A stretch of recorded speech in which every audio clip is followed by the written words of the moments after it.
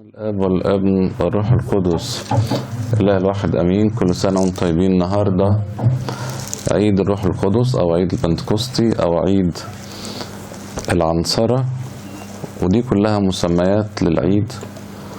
عيد 50 حسب الحادثة اللي تمت بعد 50 يوم، وهي حلول الروح القدس على الكنيسة، ممثلة في الآباء التلاميذ والرسل والشعب اللي كان موجود مع الآباء في العلية. روح الله هو أقنوم لاهوتي أعلن لنا أنه له وجود حقيقي وله عمل لاهوتي. يقول بولس الرسول في كورنثوس الأولى 2:11: أمور الله لا يعرفها أحد إلا روح الله. ويقول أعماق الله أنه يفحص كل شيء حتى أعماق الله، وهو الذي يعطي للأنبياء النبوة، وهو الذي يعطي للتلاميذ، أعطى للتلاميذ إمكانية الكرازة. عشان كده قال لهم: لا تبرحوا أورشليم حتى تلبسوا قوة من الأعالي. هذا الذي هو عمله صار مقدسا لأنه أخذ كل ما للمسيح وأعطى للتلاميذ والكارزين. الكنيسة بتؤمن أن روح الله هو أحد الثالوث القدوس الذي أعلن لنا أن الله جوهر واحد ولكنه مثلث الأقانيم. لكن في آية سمعناها النهاردة في البشارة اللي أعلنت، يقول ربنا يسوع المسيح: أما متى جاء ذاك، بيتكلم عن الروح القدس، فهو يرشدكم إلى جميع الحق. إذن الروح القدس عمله أنه يرشد أرواحنا إلى كل ما هو حق. لكن يقول بقى فكرة لاهوتية مهمة ربنا يسوع المسيح: لأنه لا يتكلم من نفسه. هل معنى هذا أنه هو أقل من المسيح؟ لا، ولكن ده عايز يقول أنه كل عمل لاهوتي يتم بالآب، بيتم من الآب بالابن في الروح القدس. وده مبدأ لاهوتي، كل عمل من الله يتم من الآب بالابن في الروح القدس. لا يوجد أفضلية لأي أقنوم، ولكن توجد وحدة لعمله.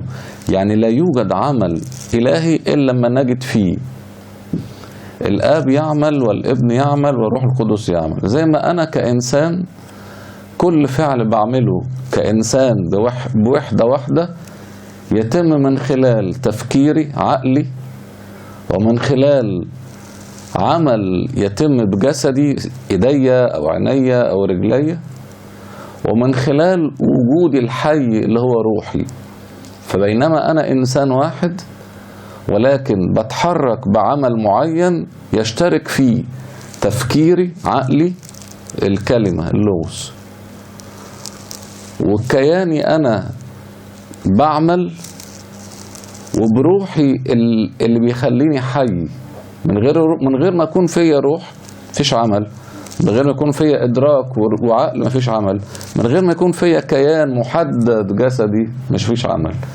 بنفس الفكرة يقول بقى: لأنه لا يتكلم من نفسه، بل كل ما يسمع يتكلم به، يخبركم بأمور آتية. يسمع معناها إن في الكيان اللاهوتي يوجد تفاعل بين الأقانيم الثلاثة. زي ما أنا أقول إيه مثلا، أنا عايز أعمل كذا، فبتكلم مع نفسي وأقول بخطط وأقول لازم أروح كذا وأعمل كذا.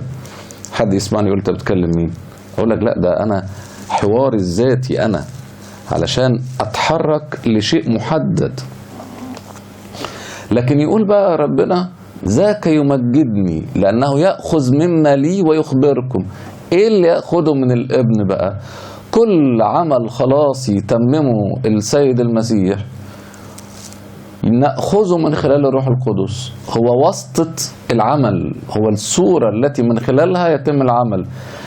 المعمودية يحل الروح القدس الأول علشان نقدر ناخد عمل المسيح في المعمودية. التوبة والاعتراف، بينما المسيح هو الفادي، لكن من خلال عمل الروح القدس في سر التوبة والاعتراف يتم العمل. الإفخارستية يحل الروح القدس الأول على القرابين، ثم يأتي المسيح ويحول القرابين. يقول بقى مبدأ لاهوتي مهم، ربنا يقول جميع مال الآب هو لي، جميع مال الآب هو لي. انتوا عارفين لو لم يكن الابن والآب والروح القدس كائن واحد، كان هيبقى عندنا مشكلة كبيرة فكرية، ان عندي الآب هو الإله والابن يحمل قدرة وعمل الآب، إذا عندي إله تاني بالقدرة. لا يمكن مع هذه الآيات اللي قالها المسيح إلا أن يكون الآب والابن واحد والروح القدس. يقول لهذا قلت أنه يأخذ مما لي ويخبركم. بيقول جميع ما للآب هو لي، لهذا قلت لكم إنه على الروح القدس يأخذ مما لي ويخبركم. الآية دي مهمة جدا علشان تقول لنا أن هناك وحدة للعمل اللاهوتي. يقول الآباء، ده إيمان الكنيسة من القرون الأولى، يقول الآباء القديس ثيوفيلوس أحد الآباء سنة 180 ميلادية، يقول ثالوث واحد لله الواحد، ثالوث واحد، يعني مفيش العمل ده هو عمل إلهي جوهري. ويقول إيرينيوس في القرن الثاني من 130 ل 200، يقول هناك إله واحد هو الآب، والكلمة الواحد هو الابن، والروح الواحد أيضا، خلاص واحد لكل من يؤمن به. والقديس هيبوليتوس يقول من خلال تجسد الكلمة فهمنا الآب وعبدنا الروح القدس. عشان كده الكنيسة تقول خلي بالكم محدش يقول لكم بقى أفكار مش مظبوطة. وزي ما طلع المهرطقين والمبتدعين هرطقوا فيما يخص طبيعة المسيح الابن، أيضا كانت هناك هرطقات فيما يخص الروح القدس. ابتدت الأول لسيمون الساحر اللي كان أصلا أحد فلاسفة الأفلاطونية المحدثة، واللي كان استلم طريقة فيها بعض الأمور الشيطانية. خلي بالكم الفلاسفة بتوع الأفلاطونية المحدثة استخدموا بعض الأمور السحرية والأمور الشيطانية عشان يثبتوا كلامهم. من ضمنهم كان سيمون الساحر، كان بيطير، كتاب مقدس يقول لنا عنه كده والتاريخ يقول لنا كده. لما لقى الآباء الرسل بيعملوا معجزات بقوة الروح القدس، راح عرض فلوس وقال لهم خدوا فلوس وادوني قوة الروح القدس. ماري بطرس قالوا له لتذهب أنت وأموالك لهلاك. اقتناء المواهب بالفلوس، عشان كده بيسموها السيمونية. سنة 260 جه واحد اسمه بولس السموساطي قال ان الروح القدس مجرد طاقة.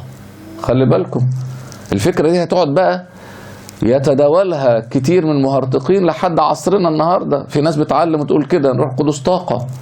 ده لا يعني ابدا ان الروح القدس الها، وده خطأ وهرطقة. بولس السموساطي اصلا كان بيقول ان الآب هو الطبيعة الإلهية بس، يعني الآب هو الإله، أما الابن هو قوة خارجة من الآب، وروح القدس طاقة خارجة من الآب. كل من يعلم أن الابن هو قوة الآب دون أن يقول أنه أيضا إله واحد معاه في الجوهر يسقط في هرطقة. ونفس الفكرة كل من يعلم أن روح القدس هو طاقة دون أن يقول أنه هو واحد مع الآب في الجوهر يسقط في هرطقة. البابا أثناسيوس رد بقى على الكلام ده في رده على مقدونيوس. مقدونيوس ده كان بطرك القسطنطينية. وخلي بالكم ان اغلب الهرطقة اصحاب رتب كهنوتية، اغلب الهرطقة خرجت من الرتب الكهنوتية وخرجت من الرتب الكهنوتية العليا كمان. عشان كده لابد ان احنا ندرك تماما أن مهما كان الشخص يحمل رتبة كهنوتية، حينما يسقط في هرطقة تسقط مع رتبته ويسقط معه تعليمه. بابا أثناسيوس لما سمع مقدونيوس بيتكلم عن الروح القدس أنه مخلوق وليس إله، كتب 3 رسائل عن الروح القدس. وقتها كان هو هربان من وجه الامبراطور اللي كان بيضطهده لأنه ضد الأريوسية، لكن كتب الآتي، يقول إن علاقة الآب بالابن تم إيضاحها وشرحها في مجمع نقية، أما علاقة الابن بالروح القدس فهي واضحة في الكتاب المقدس. فعقيدة الأوموسيوس اللي هي الواحد مع الآب في الجوهر تحوي دفاعا أيضا عن لاهوت الروح القدس، إذ أن الروح القدس هو روح الابن الواحد مع الآب. فإن كان الابن غير مخلوق مستحيل أن يكون روحه أيضا مخلوق. يعني إذا كان الابن إله إذا روحه أيضا كان إله. فخطأ المهرطقين في الروح القدس نابع أيضا من خطأهم في الابن، ودي حقيقة. الذي لا يدرك ما تسلمناه ويحاول أن يعلم بغير ما تسلمناه يسقط في هرطقات. جت مشكلة كبيرة بقى ظهرت في القرن السادس، ابتدت في مؤتمر توليدو في مجمع توليدو في اسبانيا 525. قالوا ان الروح القدس منبثق من الاب والابن. قصة ابتدت اصلا بفكرة هتلاقوا بقى ترتيبها عمل مشكلة لحد النهاردة. بينما كلام ربنا يسوع المسيح في يوحنا 15 زي ما سمعتوا النهاردة يقول متى جاء المعزي الذي سأرسله أنا إليكم روح الحق الذي من عند الآب ينبثق. قالوا ما هو اللي هيرسله. نقول لكم خلي بالكم، الإرسالية غير الانبثاق. الإرسالية معناها أن في كيان موجود أصلا ثم يرسل. كيف يمكن أن يرسل من ليس له وجود؟ أما الانبثاق وحسب الكلمة اليوناني تيجي بمعنى تيجي بمعنى الخروج المتدفق زي المية من النهر. تقول لي طيب بس ليه بقى؟ طب ما ليه ما نقولش مولود الروح القدس مولود زي ما يتقال من الابن طالما ده خرج من الاب وده خرج من الاب؟ اقول لكم انتوا عارفين، بصوا الدقه اللي قالها التعبير اللاهوتي اللي قاله السيد المسيح. ليه قال ينبثق ما قالش مولود؟ عارفين لو قال الروح القدس مولود من الاب معنى هذا ايه؟ ان الاب اب وعنده ابنين، وطالما في اب وعنده ابنين هيبقى لما نقول الروح القدس هو ايضا ابن الله. عشان كده اللفظ الادق اللي استخدمه الوحي واستخدمه السيد المسيح الانبثاق، علشان ندرك انه هناك اختلاف بين الروح القدس وبين الكلمه او بين الابن. تقول لي بقى الاثنين خرجوا. اقول لكم طيب هو الشمس لما بتطلع شعاع مش بتطلع نور وحراره؟ هل اقدر اقول الحراره هي النور؟ لا. بينما ارى الشعاع يتحرك اشعر بالحراره معها في نفس الوقت. لكن هناك اختلاف بين خروج الشعاع وخروج الحراره، نفس الفكره. عشان كده مهم جدا ان ندرك فكره الانبثاق تيجي بمعنى الخروج المتدفق، والذي من عند الاب ينبثق في الفعل اليوناني تيجي بمعنى تيجي في الزمن بتاع الحاضر المستمر. يعني مش فعل تم وانتهى. لو كان مخلوق ما يبقاش حاضر مستمر.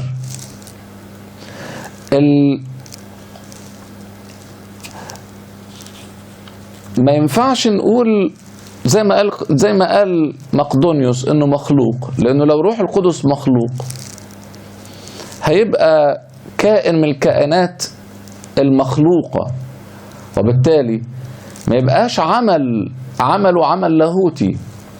يقول القديس غريغوريوس النزيانزي يقول لا يمكن لخاصية أقنوم الآب أن تنتقل إلى الابن أو إلى الروح القدس.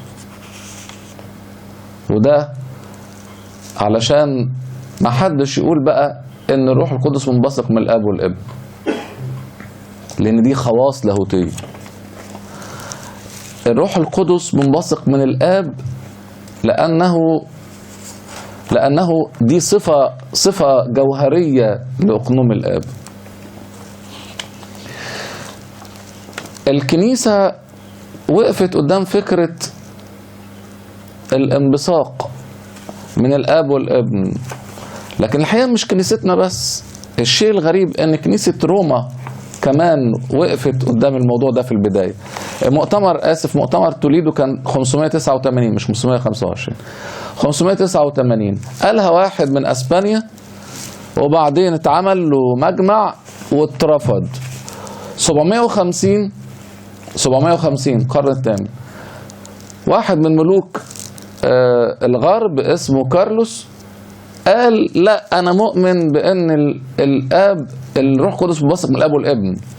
هو ما عندوش مفاهيم لاهوتيه مظبوطه، وكان عايز يعني ينفصل بكنيسته باسبانيا عن روما رفضت الكلام ده. عملت مجمع 810 كان وقتها بابا روما اسمه لون الثالث، وعمل بقى حاجه علشان يغيظ كارلوس ده.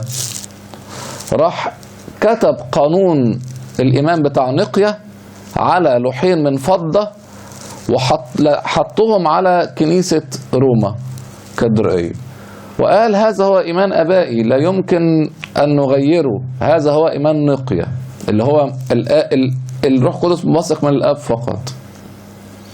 865 جه بطرك بابا روما اسمه بنديكتوس وقال محروم كل من يقول أن الروح القدس منبثق من الأب والابن. متخيلين؟ ده بابا روما في القرن التاسع قال محروم. هقول لكم على حاجة تانية يعني أخطر من كده، إن في بابا لروما اسمه يوحنا الثالث 872 كان في مجمع القسطنطينية بيناقش موضوع انبثاق الروح القدس من الأب والابن. راح بعت رسالة وقال لهم كده، ركزوا فيها لأنها مهمة جدا بقى. نحن لا نكتفي بأن نؤيد الاعتقاد بأن الروح القدس ينبثق من الآب فقط ولا ينبثق من الآب والابن، بل نحكم بتاع روما نحكم على الذين يجترئون على فعل هذا أنهم مخالفون الأقوال الإلهية ومعتدون ومغيرون كلام المسيح المسلم من الآباء الذين اجتمعوا في المجامع وسنوا دستورا للإيمان. اللي جاية مهمة، هؤلاء المجرمون في منزلة يهوذا الإسخريوطي. بيتكلم على مين؟ على اللي بيقول إن الروح القدس منبثق من الآب والابن. نستغرب بقى إن في القرن العاشر 980 يجي أحد البابوات بنديكتوس ويقول لا هنضيف الآب والابن بقى. نقول له طب وكل اللي فات يعني، وبابواتك اللي فاتوا دول اللي قالوا اللي يقول كده يبقى مهرطق ومجرم ويهوذا. طب ما انتوا حكمتوا على نفسيكم. لحد النهارده لو تسمعوا في القداس، في قداسات اللي تسمعوها بتاعت الكاثوليك يقولوا منبثق من الاب والابن. نقول لهم يا جماعه ده في آية واضحة، في كلام واضح ان الروح القدس منبثق من الاب، يقول كده عنه يقول عنه السيد المسيح، والاباء في مجمع نقية قال لازم الاب ينبثق، وانتم في تاريخكم كله قلتوا كمان ان الروح القدس، ان اللي يقول الروح القدس منبثق من الاب والابن يبقى مهرطق ومجرم ويهوذا الاسخريوطي. للاسف يعني. في بقى انتشرت فكرة زي ما قلت لكم انه طاقة، ودي منتشرة جدا الفترة دي في منطقة جبل آسوس يونان، وللأسف اللي راحوا اتعلموا هناك جم بيعلموا بالطريقة دي. يقولوا انه روح القدس طاقة، ويقولوا إنه عمله هو عمل طاقة، ويقولوا بقى إيه، وبعض الكتاب اللي مش اللي بيتجاوزوا في الإيمان يقولوا هو روح القدس يحل فينا أقنوميا، بيحل فينا أقنوميا. نقول لهم لو بيحل فينا أقنوميا نبقى احنا آلهة. روح القدس بيحل فينا بعمله، لكن لا يعني هذا أنه هو مجرد طاقة. القديس باسيليوس الكبير في رسالته إلى أنفيليخوس هتلاقوها في مجموعة نايسين أند باست نايسين فازر، يقول كده: نحن نقول إننا نعرف عظمة الله وسلطانه وكلمته وصلاحه وعنايته، هذا ليس جوهره. يعني احنا بنقول احنا بنشوف عمل ربنا، لكن ده مش جوهره. إن الطاقة تتنوع أما الجوهر فبسيط. نقول إننا نعرف الله من طاقته، يعني احنا نعرف ربنا من عمل. كلمة الطاقة هي يقصدها بولس القديس باسيليوس إن عمل الله يعني، لكننا لا يمكننا أن نشترع الاقتراب من جوهره. إن طاقته أو عمله تأتي إلينا من فوق، أما جوهره يظل بعيدا. يعني ما فيش حاجة حد يقول إن روح القدس بيحل فينا أقنوميا، يحل فينا بعمله. ويقول إن عبادتنا ليس أن نفهم الجوهر، يعني إحنا ما ينفعش إن إحنا نفهم جوهر الله، ولكن ندرك أنه موجود. الروح القدس بيعمل فينا، ولكنه له جوهر لاهوتي واحد مع الآب والابن. احنا ليه بنقعد نفصص الكلام ده بقى؟ وناس كتيرة تقول انتوا يعني الكلام ده يعني ولا يفرق معانا في حاجة. اقول لكم القديس كيرلس الكبير قال كده: اننا قطعيا لا نطيق ولا بوجه من الوجوه ان يزعزع احد الايمان المسلم الذي كتبه اباؤنا القديسين في نقية، ولا نسمح ولا لانفسنا ولا لغيرنا ان نغير كلمة من الكلمات المسطرة فيه، او نخالف حرف من حروف الكلمات، يعني ولا حرف حتى. ليه بقى احنا بنبقى كده سخنين قوي ونقول لا ما ينفعش؟ لان ده الايمان اللي استلمناه. ما ينفعش زي ما قال القديس كيرلس الكبير، يقول لا نطيق ولا بوجه من الوجوه، ولا نسمح ولا لنفسينا حتى.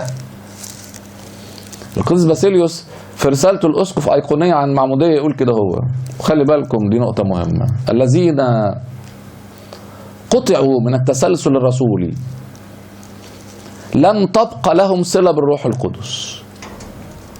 يعني اللي هرتق واتقطع من التسلسل الرسولي ما فيهوش الروح القدس.